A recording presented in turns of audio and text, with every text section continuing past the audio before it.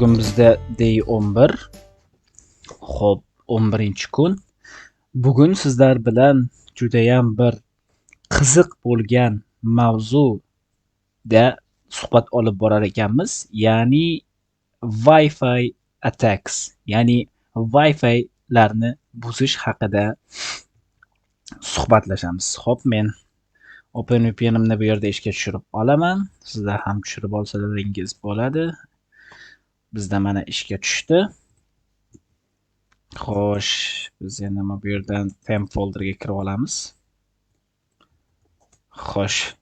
Demak, boshladik. Introductionni o'qib o'tirmaymiz. Bu yerda endi hikoyacha ketadi. Biz o'rganadigan narsalarimiz haqida gaplashamiz. Xo'p, bugun o'rganadigan narsamiz understand what is Wi-Fi is. What Wi-Fi is. Wi-Fi nima?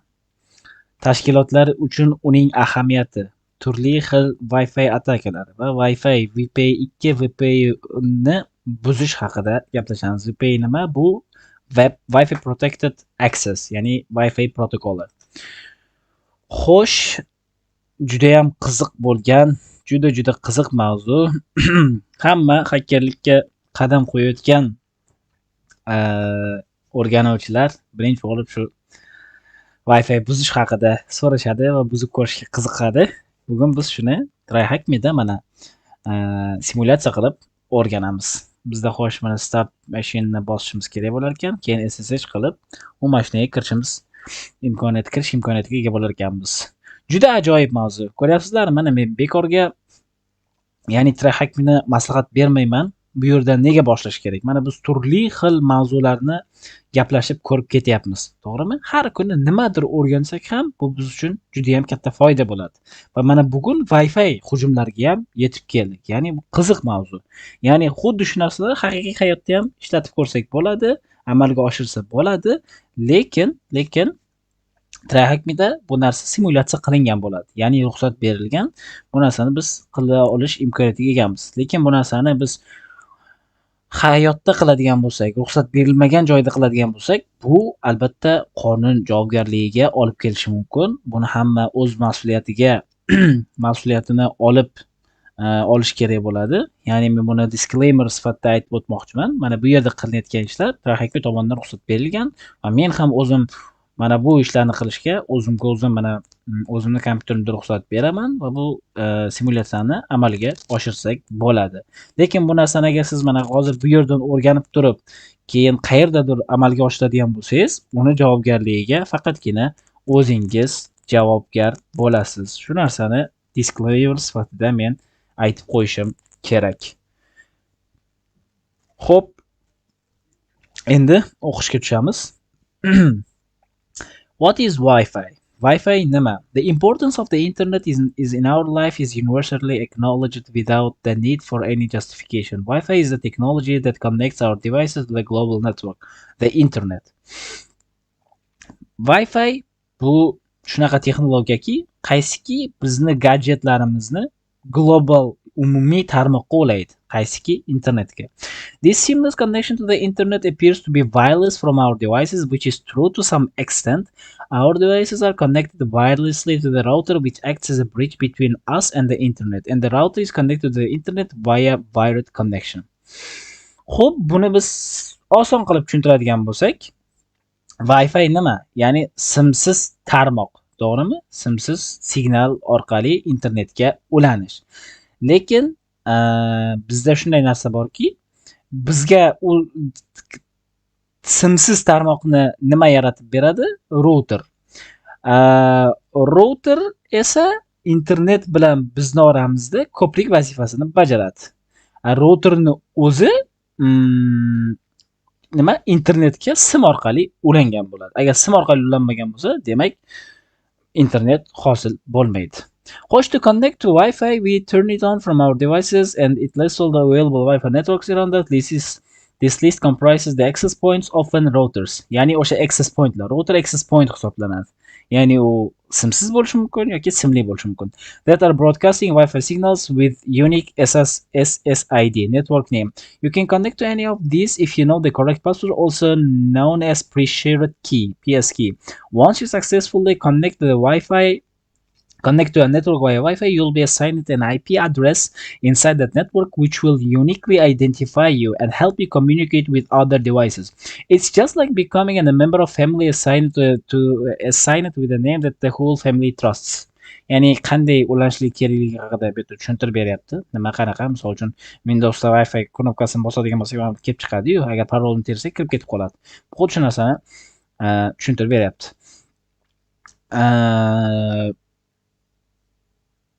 The image below shows an example what connecting to an OKey 443 SSID requesting PSK password looks like a typical Windows machine. Xo'sh, biz davom etamiz. With all this discussion on Wi-Fi, it seems like a door to our internet access. With every Wi-Fi connection forms a family of devices. Would you allow somebody you don't really know how to become a part of your family? Not that easy. Probably because of the privileges a family member has, nobody from outside should ever get those. Xuddi mana bunaqa narsada tarmoqqa ulanganda, o'sha Wi-Fi ga ulanganda, simsiz internetga ulangan paytimizda xuddi bitta oilaga o'sha tarmoqni oilasiga biz kirgan hisoblanamiz, ya'ni a'zosi hisoblanamiz. Agar notanish odam kira oladigan bo'lsa, bu albatta yaxshi xabar bo'lmaydi biz uchun. Wi-Fi's pivotal role in organizations. Wi-Fi ning muhim o'rni qaysiki tashkilotlarda. Most organizations rely on the internet for their business functioning. Using a wired connection for all employees to connect the internet raises concerns about cost, efficiency, and flexibility at work. So organizations use Wi-Fi for their networks to connect their employees to the internet. As the employees connect to the organization's network, they form a family of interconnected devices. The devices inside the network can communicate with each other and request or respond to any request. Organizations tend to recruit trustworthy and professional employees to avoid any misuse of their privileges inside the network. However, a malicious actor from outside the organization could still see the broadcasted Wi-Fi SSID of the organization's network when they turn their Wi-Fi on. This may not seem to be a problem as the attacker doesn't know the password, but the attacker actually has some other plans as well. Ya'ni tashkilotlar hammasi ham misol uchun simli tarmoqni ishchilarga ulab bera olmaydi, chunki bu o'sha efficiency, ya'ni qulayligi jihatdan to'g'ri kelmaydi. Wi-Fi ulaydigan bo'lsa, misol uchun Wi-Fi orqali yetkazib beradigan bo'lsa, internetga ishchilar ulaydigan bo'lsa, bu osonroq hisoblanadi. Xo'p, bu nima? Mana misol uchun hacker agar Wi-Fi ga ulanmoqchi bo'lsa yoki hacker bo'lmasa ham notanish, ya'ni yovuz niyatli kimsa deymiz yoki bo'lmasa shunchaki noqonuniy tarzda Wi-Fi ni misol uchun ulanishni xohlagan odam va tashkilotning o'sha Wi-Fi nomini bilishi mumkin, lekin parolni bilolmaydi baribir. Lekin parolni bilolmagani bilan bu degani Wi-Fi ni buzish mumkin degani emas. Ya'ni haligi mana bu yerda aytayapti, attackerda boshqa plani bo'lishi mumkin deyapti. Xo'sh, Wi-Fi ni buzadigan attackerlar. Xo'p, qanaqa attackerlar bor? Evil Twin attack, Rogue Access Point, VPS attack, VPA WPA2 cracking. Hop, bularga endi birma-bir to'xtab o'tsak yaxshi bo'ladi. Hop, Evil Twin attack. In this attack, the attacker creates a fake access point that has a similar name to one of your trusted Wi-Fi access points. Of course, it cannot be the exact same. If the trusted Wi-Fi's name is Home Internet, the attacker creates a fake Wi-Fi access point named Home Internet or something similar that is difficult to differentiate. The attack starts with the attacker sending the deauthentication packets to all the users connected to their legitimate Wi-Fi access points. The users would face repeated disconnections from the network after this. With frustration, the users are likely to open Wi-Fi access points list for troubleshooting and will find the attacker's Wi-Fi with almost similar name and with greater signal strength. They would go to connect, and once connected, the attacker could see all their traffic or from the internet. Bu shunaqa atakaki, ya'ni hacker soxta Wi-Fi nomi yaratadi. soxta Wi-Fi nomi yaratadi, qaysiki o'sha haqiqiy ishonchli Wi-Fi nomiga o'xshagan. Lekin bir xil bo'lmaydi. Mana bu yerda misol keltiradi. Home internet degan mana misol uchun Wi-Fi nomi. Lekin attacker home internet mana ikkita n bilan yaratgan. Shunaqa yaratadi. Qaysiki o'sha ajratib olish qiyin. Keyin attacker haqiqiy o'sha Wi-Fi ga ulangan foydalanuvchilarga deauthentication packetslarni jo'natadi. Ya'ni authentication ya'ni authenticate qilish, buni deauthentication packets jo'natadi va keyin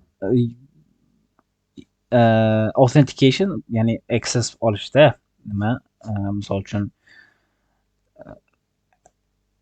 bu o'zbekchasiga kelmayapti. Deauthentication packets qisqasi deauthentication paketlarini jo'natadi va userlar haqiqiy o'sha tarmoqdan ya'ni uzilib qoladi. Uzilib qolishga duch keladi.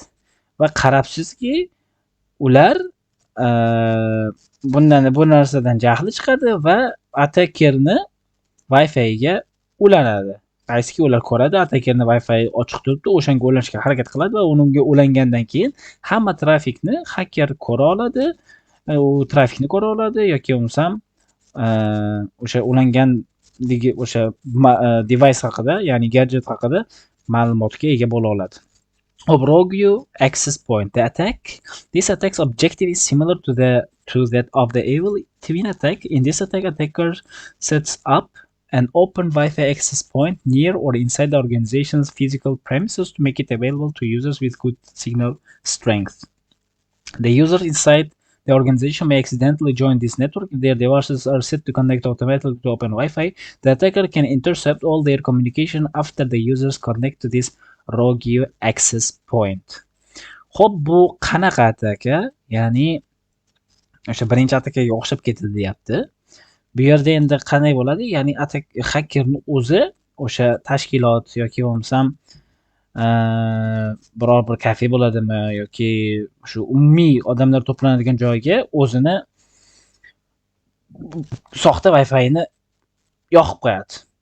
Yoqib qo'ygandan keyin unga agar odamlar bexosdan ulanadigan bo'lsa, ulanib qoladigan bo'lsa, misol uchun telefonlarda shunaqa narsa bor, ochiq Wi-Fi'ni topadigan bo'lsa, chiqib keladi-da, ulanib oladi telefonlar. Va keyin hacker buni hamma o'sha tarmoqni, ya'ni muloqotni intercept qilish mumkin. Ya'ni qabul qilib olib turib, uni kim ulanganligini u yerdan ko'rish imkoniyatiga ega bo'ladi, ya'ni o'sha Wi-Fi ga. Xo'p, uchinchisi VPS attack. Wi-Fi protected setup. WPS was created to allow users to connect to their Wi-Fi using 8-digit PIN without remembering complex passwords. However, this 8-digit PIN is vulnerable in some networks due to its insecure configuration. This attack is made by initiating VPS handshake with the router and capturing router's response, which contains some data related to PIN and vulnerable to brute force attacks. Some of the captured data is brute force and the PIN is successfully extracted along with the pre-shared key. PS key. Pre-shared key degani oldindan ulashilgan kalit. Xo'p, bu qanaqa attack? Wi-Fi protector was created to allow users to connect their Wi-Fi using VPS hozir men berganman bitta chiqib ko'ray. VPA2 bo'ldi. Davom etamiz. VPS setup, ya'ni Wi-Fi protect setup created to allow users to connect their Wi-Fi using VPS o'sha foydalanuvchilarga Wi-Fi ga 8 raqamli PIN orqali tarmoqqa ulanish imkoniyatini beradi. Bu 8 raqamli PIN zaif hisoblanadi, chunki buni buzish oson, ya'ni brute force attackga bu moyil. Uni buzish oson bo'ladi. Xo'p, this attack made by initiating VPS handshake with the router. Ya'ni bu atakni ishga tushirganda VPS handshake ish boshlanadi router bilan va routerni javobini o'ziga capture qilib oladi, ya'ni saqlab oladi. Qaysiki PIN haqida ma'lumot bo'ladi, o'sha routerni javobida va u mana brute force attackiga moyil. Uni brute force attack qilib, ya'ni o'sha PSKni oldindan o'rashilgan kalitni chiqarib olish imkoniyati katta bo'ladi. Xo'sh, VPA va WPA2 cracking. Odatda mana hozirgi kun VPA bu zaif, buni buzish oson. Ya'ni tez buziladi. VPA2, WPA2 hozirgi kunda ham standart, ya'ni misol uchun eng kuchlisi VPA3 bo'lib turibdi hozir, lekin VPA2 ko'p joylarda standart, ya'ni parol yaxshi qo'yiladigan bo'lsa, kuchli qo'yiladigan bo'lsa, buni buzish qiyin. Lekin osonroq qo'yiladigan bo'lsa, buni buzish oson bo'ladi, ya'ni VPAga o'xshab. Xo'p, biz buni o'qib ko'ramiz. Wi-Fi protected access was created to secure wireless communication. It uses a strong encryption algorithm. However, the security of this protocol is heavily influenced by the length and complexity of the pre-shared key. Mana ko'ryapsizmi? Parolni oldindan ulashilgan keyni uzunligi va qiyinligiga bog'liq. While cracking WPA, attackers start by sending the authentication packets to legitimate user of the Wi-Fi network. Once the user disconnects, they try to reconnect to the network, and four-way handshake with the router takes place during this time. Meanwhile, the attacker turns its adapter into monitor mode and captures the handshake. After the handshake is captured, the attacker can crack the password by using brute force dictionary or the dictionary attacks on the captured handshake file. Hop, bu yerda qanaqa? Ya'ni o'sha mana bu VPA, mana Wi-Fi protected access VPA2 o'sha buni yaxshiroq versiyasi. Mana bu yerda biz mana ko'rsak bo'ladi. Mana web with better security. VPA has a better security mechanism than protocols such as web by means of handling user authentication and keys more securely. VPA has been further improved by versions of such as VPA2, VPA3. Xo'p, bu qanday ishlaydi? Ya'ni attacker o'sha deauthentication paketlarini jo'natadi userlarga Wi-Fi tarmog'idagi va userlar undan Wi-Fidan uzilib qolgandan keyin uzilib qoladi-da. Uzilib qolgandan keyin ular yana qaytadan o'sha tarmoq qo'llanishga harakat qiladi. O'sha ulanishga harakat qilganda four-way handshake with router takes place, ya'ni telefon deylik, misol uchun telefon bilan router o'rtasida o'sha handshake yuz beradi, ya'ni so'rov yuboradi routerga. Ana undan keyin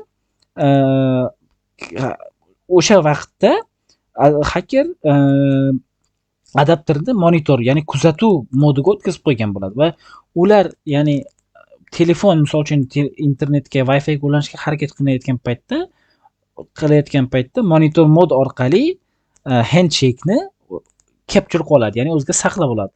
U handshake'ni, ya'ni handshake'ni qo'l berib ko'rishish degan, ya'ni so'rovni tutib olgandan keyin hacker uni o'sha brute force atakasi yoki dictionary attack orqali parolni topib olish imkoniyatiga ega bo'ladi.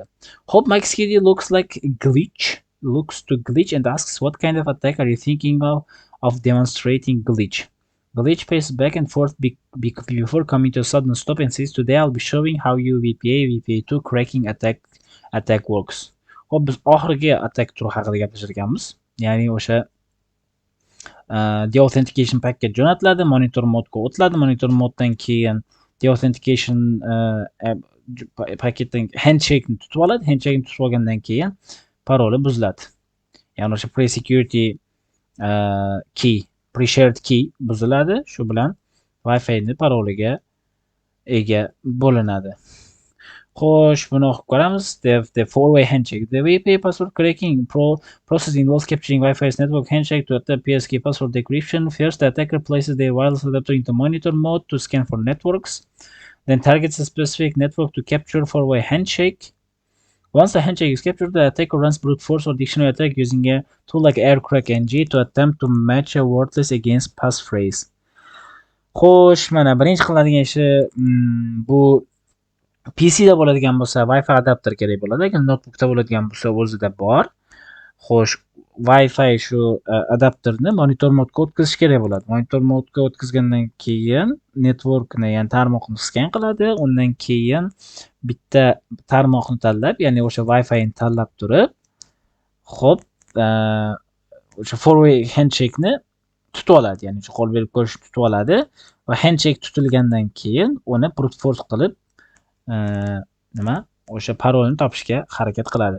The VPA for handshake is a process that helps a client device like your phone or laptop and Wi-Fi router confirm they both have a right password.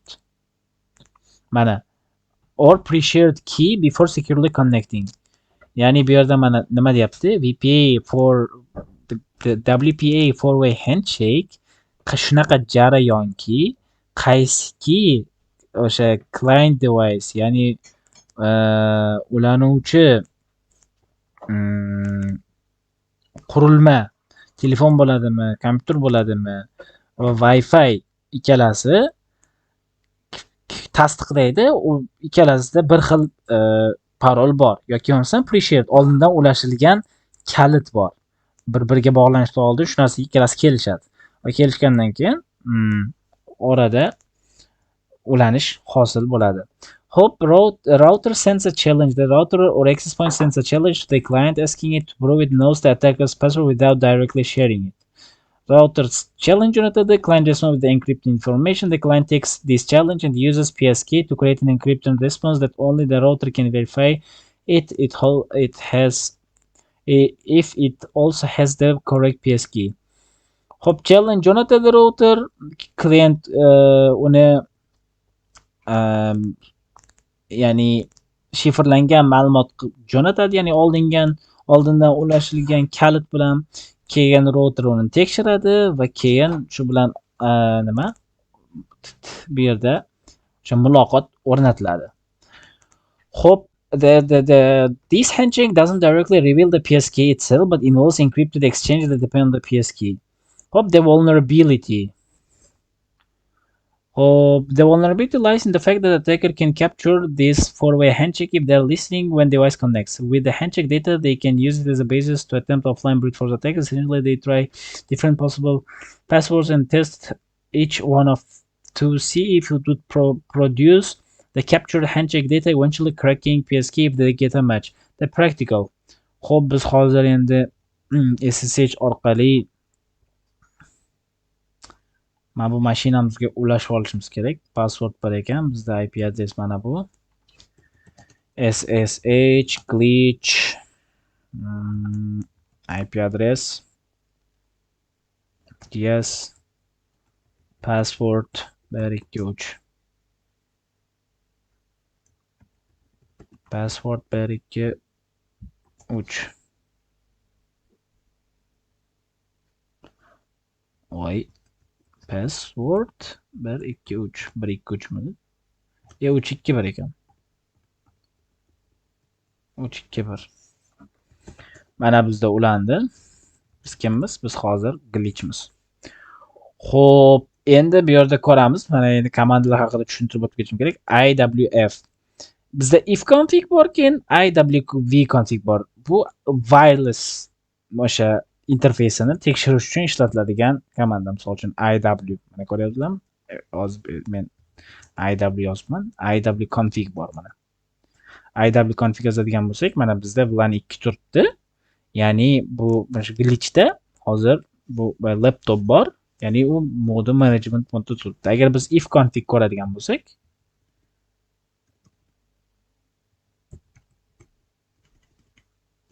if config ko'radigan bo'lsak, u internetni o'zinikini, ya'ni objet tool o'rnatilmagan ekan. Bizga iPhone config o'zi bo'ladi. Ya'ni u LAN orqali kelgan internetni bizga ko'rsatib beradi. Xo'p.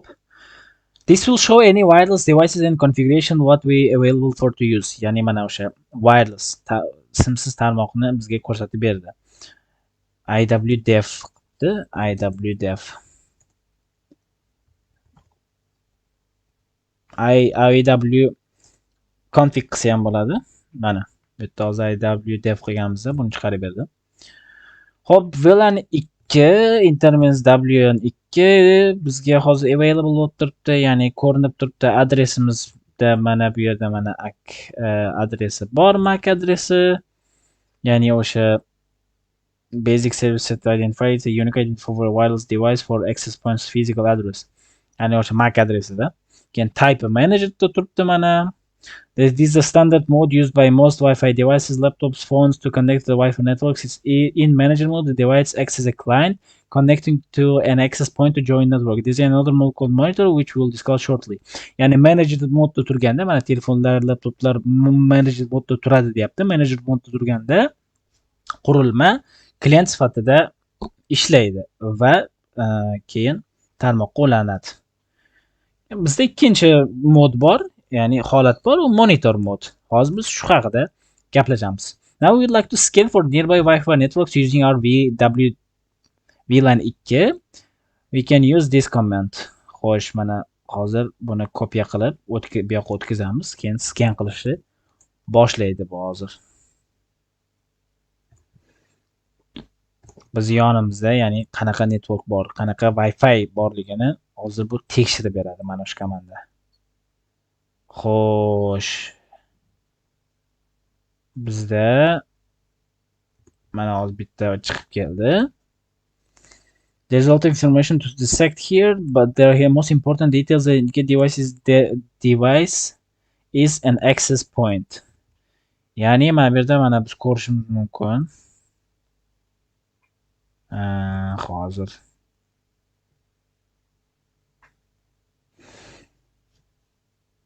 yana BSSID, SSID of the device are this and malware AP respectively. Mana bu yerda ekan. Mana algisi, o'sha MAC adresi, mana SSID malware. Ya'ni bu nima qilyapti? Scan qilyapti. Yon atrofni scan qilyapti. U yerda mana malware MAP degan Wi-Fi kelib chiqdi. Xo'sh, mana ko'rsatdi bu narsani. The presence of RSN, robust security network, indicates network is using WPA2 ishlatyaptimi? Qani biz shuni hozir ko'rishimiz kerak. Since the SSID is shown, this means the device is a valid network name, which access points do to allow the clients to discover and connect to the network. Mana hozir biz ko'rdik va bu tarmoqqa ulanishga, misol uchun bizga ulan degan nima belgini beryapti, urge qilyapti, undayapti. The group and pairwise ciphers are CCMP. Counter mode with cipher blockchaining message authentication code protocol is encryption method used by WPA2. Mana shu CCMP protokoli, ya'ni shifrlash metodi ekan, VPA 2 tomonidan ishlatiladigan. Authentication suite is RSN. Mana bu yerda mana ko'rsatdi. Hop. RSN. Value inside RSN is PSK, indicating that this is WPA2 personal network. Ya'ni mana shaxsiy tarmoq. Wi-Fi kimdir ochib olgan. Where shared password is used for authentication. Another important details, DC parameter set value, which shows channel 6. Channel 6. Mana channel 6 bor ekan. Channel 6. The channel in terms of Wi-Fi refers to the specific frequency range within the broader Wi-Fi spectrum that allows wireless devices to communicate with each other. There are various Wi-Fi channels. They all help distribute network traffic across various frequency ranges, which reduces interference. The two most common Wi-Fi channels are 2.4 gigahertz, 5 gigahertz. In the 2.4 gigahertz, the channels 1, 6, and 11 are commonly used because they don't overlap, minimizing interference. In the 5 gigahertz band, there are many more channels available, allowing more networks to coexist without interference. Ya'ni bilamizki 2.24 gigahertz Wi-Fi sekinroq ishlaydi 5 gigahertzlikdan ko'ra. Xo'p, uni o'zini channellari bo'lar ekan, ya'ni mana 1, 6, 11 channellar asosan 2.4 da ishlatilar ekan. 2.5 da u boshqa channellar ishlatilar ekan. Xo'p, ya'ni mana 1, 6, 11lar overlap qilmaydi, ya'ni bir-birini bosib ketmaydi, ya'ni bir-biriga bilan to'qnashib ketib qolmaydi. Bitta shunaqa ma'noda kelyapti. Now will be a good time to discuss another type that we can use some wireless devices, monitor mode. Ya'ni monitor mode haqida gaplashamiz. This is a special mode primarily used for network analysis and security auditing. Mana nima uchun ishlatiladi? Tarmoqni tahlil qilish va xavfsizlikni audit qilish uchun. In this mode, Wi-Fi interface listens to all wireless traffic on specific channel, regardless of whether it's directed to the device or not. It passively captures all the network traffic within range for analysis without joining network. We want to check if our VLAN 2 interface can use monitor mode. To achieve this, we will run the command should IP link this VLAN down to turn our device off. Then we will switch modes with this command to change VLAN to monitor mode. Ya'ni biz hozir tekshirib ko'rishimiz kerak. Ya'ni bizni mana bu tarmog'imiz monitor modga o'ta oladimi? Chunki ba'zilari o'ta olmay qolishi mumkin. Xo'p. To achieve this, we will run the command monitor modga o'tkazish uchun biz mana buni o'chirishimiz kerak bo'ladi. To turn our device off, ya'ni o'chirishimiz kerak o'zimizni Wi-Fi'miz mana hozir o'chdi. Then we will switch the modes, ya'ni mana monitor modni endi yoqamiz. Oldin manager modda turgan edi, to'g'rimi? Hozir mana bosib ko'radigan bo'lsak agar iwconfig bilan qarang bu yerda nima chiqdi? Hozir managerda turibdi. Hozir mana buni bosamiz. Endi tekshirib ko'radigan bo'lsak, mana ko'ryapsizmi? Endi monitor modga o'tdi.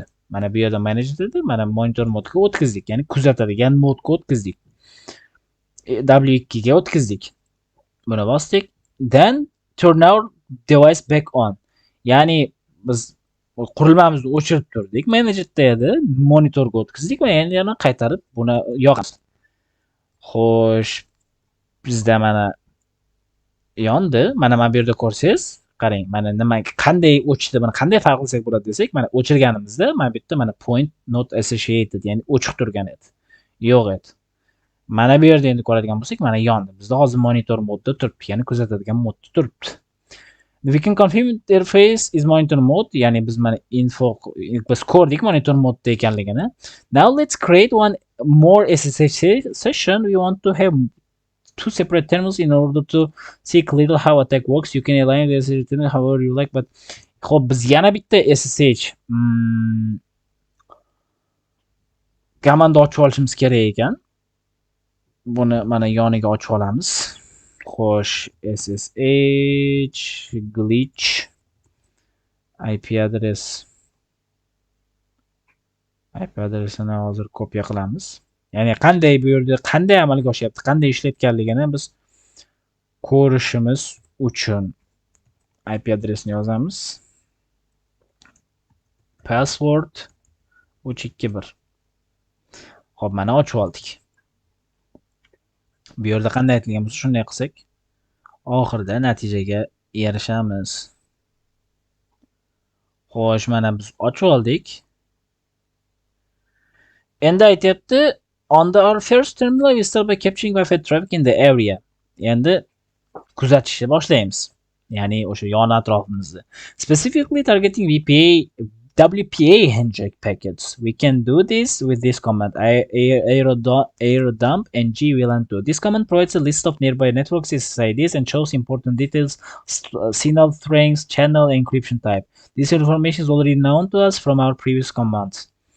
Hozir mana bu komandani yuritadigan bo'lsak, bizga yon atrofimizdagi tarmoqni, xo'p, o'sha channellari qaysi mana cipher ishlatyapti, encryption ishlatilyapti, mana shuni ko'rsatib beradi. Mana bu yerda PSK, VPA2, CCMP, bu narsani biz boya ko'rdik. Xo'sh, mana bu yerda mana malware, mana bu sal bu yoqqa katta bo'lib qopti.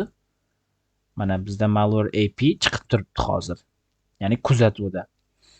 Xo'p, channel, however, in particular, we are also given a channel where our target is at listening. Channel 6. Mana channelni ko'rdik, mana bu yerda 6 turibdi mana. 6. Xo'p, let's cancel. Buni cancel qilamiz dedi. Then execute command. Mana bu BSSID da, ya'ni o'sha Wi-Fi adresida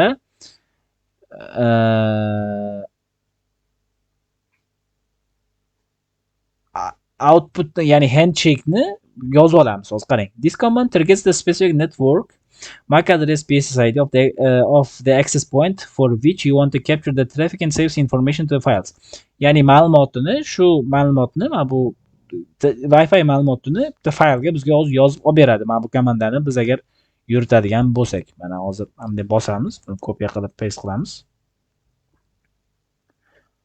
Hozir mana bu yuradi.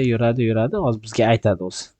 Qachon qayerda mana it should take 1 to 5 minutes before receiving client information. Xo'p, biz o'qishda davom etaylik. Few files these files used to crack the PS key. O'sha parolni yurishda bizga yordam o'sha mana bu hozir Wi-Fi haqida ma'lumot olyapmiz-da, buni bitta faylga saqlayapmiz. Va bu fayl bizga qachon kerak bo'ladi? O'sha parolni buzish paytida bizga kerak bo'ladi. The ultimate goal is of this command to capture four-way handshake. It will first check for any clients that may be connected to the access point. If a client is already connected, then we can perform the authentication attack. Otherwise, for any new client that connects, we'll capture four-way handshake. In this particular scenario, client is already connected. Bitta hozir mana bu tarmoqqa hozir ulangan bitta qanaqadir qurilma.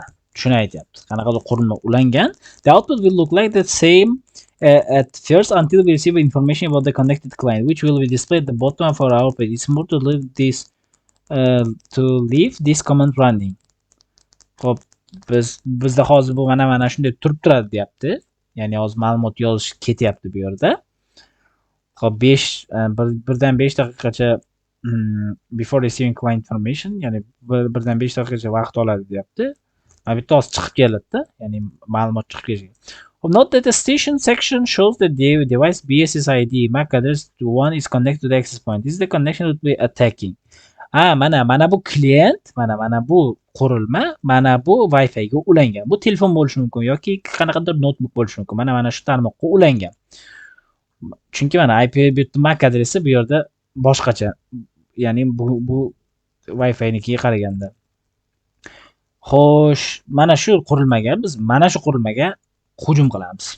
Now we are ready for the next step. On the second terminal, we will launch the authentication attack. Because the client is already connected, we want to force them to reconnect to the access point, forcing it to send handshake packets. Qisqasi bu yerda nima bo'ladi? Mana deauthentication paketni hozir bu yerda yurgizamiz. Yurgizganimizdan keyin bu chiqib ketadi-da, yana qaytadan ulanishga harakat qiladi. Qaytadan ulanishga harakat qilayotgan paytda biz handshake-ni tutib olamiz. O'sha handshake-ni keyin u yerda parol haqida ma'lumot bo'ladi. O'sha parolni keyin buzamiz. Xo'sh, deauthentication 3 ta simple step. Hop, deauthentication packets, the tool AirPlay NG sensor deauthentication packets, ya'ni mana AirPlay NG Linuxda shunaqa tool bor. Shu orqali biz deauthentication packetni jo'natamiz. To packets to either a specific client targeted attack to all clients connected to the access point broadcast attack. These packets are essentially disconnect commands and that force clients to drop its current Wi-Fi connection. Qisqasi uzvoradi. Wi-Fi dan uzvoradi. Forcing reconnection. Keyin qayta ulanishga undaydi. Mana aytayapti, automatically tries to reconnect the, ya'ni o'sha telefon uzilib qoladi-yu, telefonmi laptopmi qaytadan yana ulanishga harakat qiladi. Mana shu ulanish vaqtida biz mana four-way handshake ni amalga oshiramiz. Ya'ni ma'lumotni yig'ib olamiz. Ya'ni o'sha ulanishga harakat qiladi va ulanishga harakat qilgandan keyin biz u ma'lumotni yig'ib olamiz. Providing the data needed to attempt VPA2 cracking. Ya'ni o'sha handshake ni qo'lga kiritganimizdan keyin biz parolni buza olamiz. We can do this by mana bu komandani yozish orqali. Xo'p, the zero flag indicates that we are using the authentication attack. Xo'p, mana 0 ni ishlatadigan, 0 ni ishlatadigan bo'lsa, the authentication attack ekanini bilagan. And the one value is a number of deauthents to send. Ya'ni bitta deauthents jo'natyapti. A indicates the BSSID of the access point and C indicates of the BS of the client and to authenticate. Mana bu qurilmamiz, telefon yoki laptop, mana bu o'sha tarmog'imizni, ya'ni Wi-Fi'imizni nomi. Xo'p, biz endi buni kopiya qilib olamiz va bu yerga ikkinchisiga paste qilib tashlaymiz. Xo'p, mana bitta jo'natdi deb chiqdi. Now if we look back around terminal, we will see VPA handshake. Mana ko'ryapsizmi? VPA handshake paydo bo'lib qoldi mana bitta. Mana shu narsa boya yo'q edi. Mana hozir paydo bo'lib qoldi. We will see handshake down on the top right of our output, all this information is being saved to the output file. Mana shu ma'lumot hozir o'sha faylga saqlanib qoldi. Boya yuritdik-ku bu terminalda. O'sha hozir saqlanib qoldi. Endi buni buzamiz. Parolni buzish kerak bo'ladi. Ya'ni shunaqa. We can use the capture VPA handshake to attempt to crack the VPA to passphrase. We will be performing dictionary attack in order to match the passphrase. Endi haligi qildik-ku, handshake tutib oldik. Endi uni o'sha Rokio orqali, bot-test orqali biz buzishimiz kerak bo'ladi. Ya'ni Rokio nima? Rokio milliardlab parollar mavjud bo'lgan fayl. Taxmin qilib ko'radi. Taxmin qilib ko'rish orqali har bittasini solishtirib chiqadi. Solishtirib chiqish orqali agar to'g'ri kelib qoladigan bo'lsa, keyin parol topiladi. So this is located home glitch directory. If the passphrase is weak appears in the fortress, it will eventually be cracked. Agar o'sha paroli oson bo'ladigan bo'lsa, oson topiladigan bo'lsa, bu bittada topiladi. Ya'ni bu parol. Hope the command is this home glitch rokio output.cap will do this for us, where A2 is flag indicates VPA and VPA2 attack mode. B indicates the BSSID of the access point. Mana bu yerda mana A2 VPA2 attack modga o'tkazish ekan mana. Bir run qilish. Ya'ni B BSSID tarmoqniki va tarmoqni mana bu word list, keyin javobini mana output.capga yozib oladi. We select the output file that we're using which contains forward handshake will be cracking. Endi biz mana buni shunday kopiya qilamiz. Kopiya qilib, mana buni to'xtatsak ham bo'ladi. To'xtatmasak ham, mana bu yoqqa kopiya qilamiz-da. Xo'p, mana bizda buzish amalga oshirildi. Parol Fluffy Champ 24. Mana bizda hozir Wi-Fi ni paroli mana shu bo'lib chiqdi. Hozir buni mana bu yoqqa o'tkazadigan bo'lsak, qo'sh yo'q mana. Bu to'g'ri turibdi. Mana key found bo'ldi, ya'ni buzildi. Wi-Fi juda ham paroli oson qo'yilganligi uchun. Xo'sh.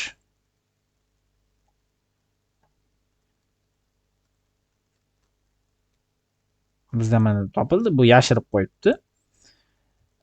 Adashmasam mana shu parolni biz olishimiz kerak edi. Kopiya qilib olamiz, mana buni kopiya qilib olib, buni bekorga bular yashirib ketmagan.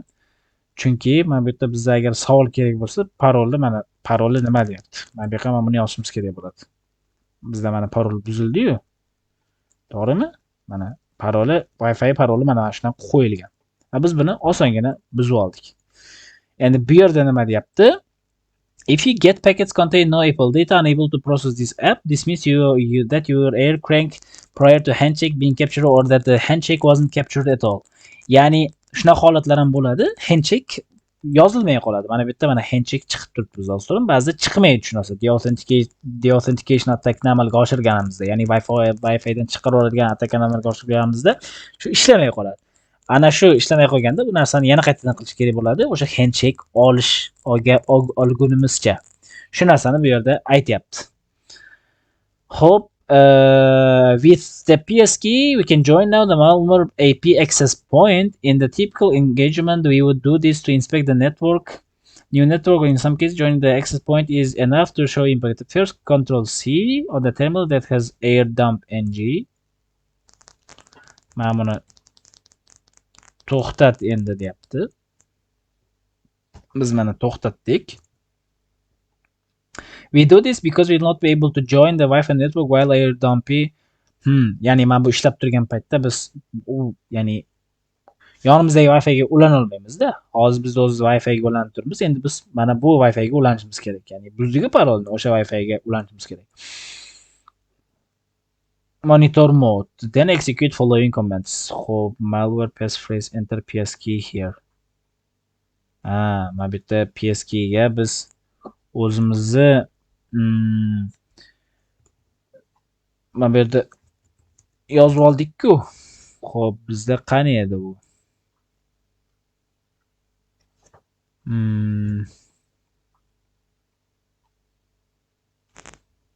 Buni yurgizib ko'raylikchi. Keyin sudo this command.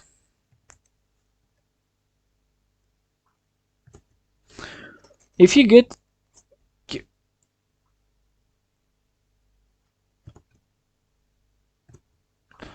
Xo'p, mana bu ma'lumotni olgan bo'lsang, you will notice the VPS application automatically switched our VLAN to interface to managed mode. Managed mode'ga o'tdi deyapti. Mana shu komandani yurgizganmiz. Biz hozir buni sinab ko'ramiz. Managed mode'ga o'tibdi. Bizda monitor modda turgan edi. Ya'ni mana bu komandani shunchaki yuritdik. Bizda mana managed mode'ga o'tib qoldi. Shunaqa. Give it about 10 seconds and checking wireless interfaces once again with IVDef shows that we have joined malware AP SSID. Ha, hozir biz yana qaytadan hozir komandani yutib ko'rsak, mana bu yerda hozir access point not associated turibdi. Ya'ni o'zimizning ham Wi-Fi'mizga ulanganimiz yo'q. Hozir bitta bossak, hozir 10 sekund ber deyapti IVDef.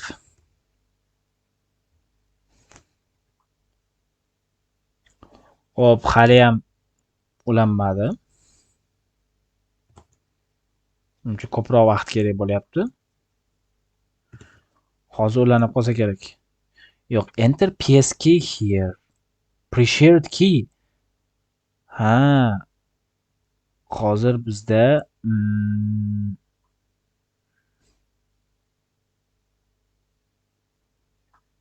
qarang, mana bu yerga hozir biz boyagi kalitni topdik-ku.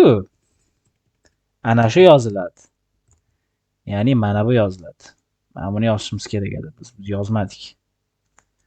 Mana buni bu yoqqa bunday kopiya qilamiz va ana endi mana bunday qiladigan bo'lsak,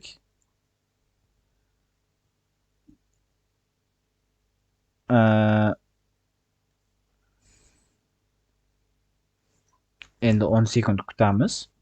Chunki mana bu yerga parolni yozishimiz kerak edi. Mana bu yerda aytgan. Biz mana bu yerga e'tibor qilmaylik. With the PS key. Ya'ni o'sha keyda, key orqali demoqchi.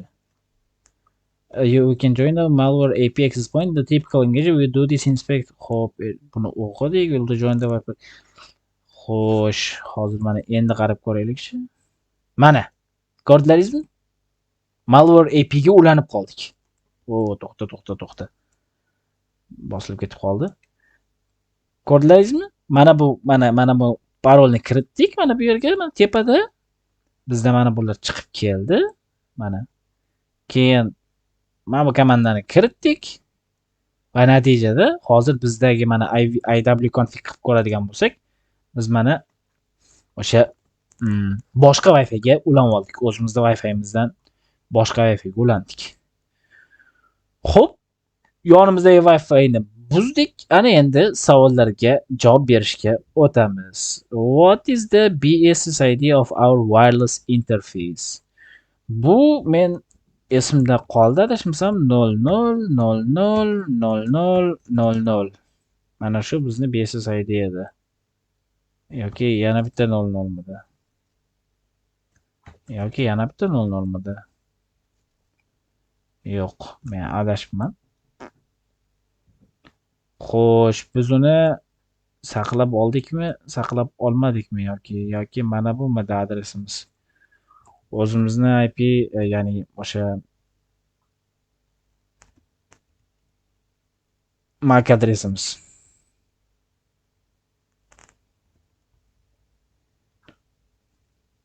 Mana shu ekan. Mana topdik. Ya'ni ulanmay turgan edi-yu oldin. Mana hozir o'sha paytdagi adresini oldik.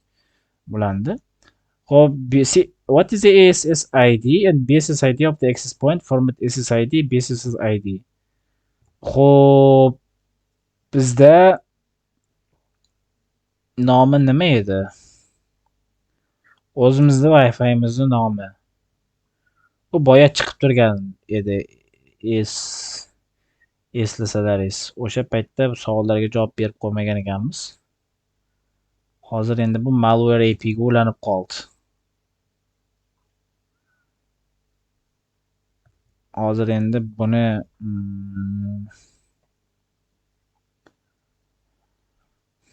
BSSID'sini olib, mana bu yerga yozsak to'g'ri bo'ladi.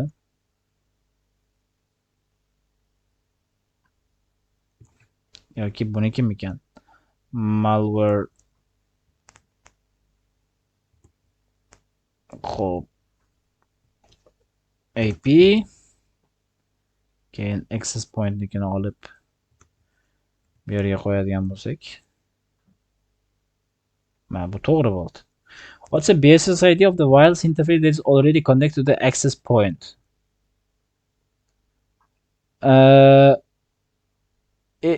Ya'ni mana shu tarmoqqa ulangan qurilma bor edi-ku, boya telefonmi yoki laptopmi deb aytdim-ku, ana shuni so'rayapti. Ana boya biz ko'rdik, bitta farq edi. Mana bu yerda 1 edi, xolos. Ya'ni shuni hozir biz kopiya qilamiz. Mana bu yerda 1 edi.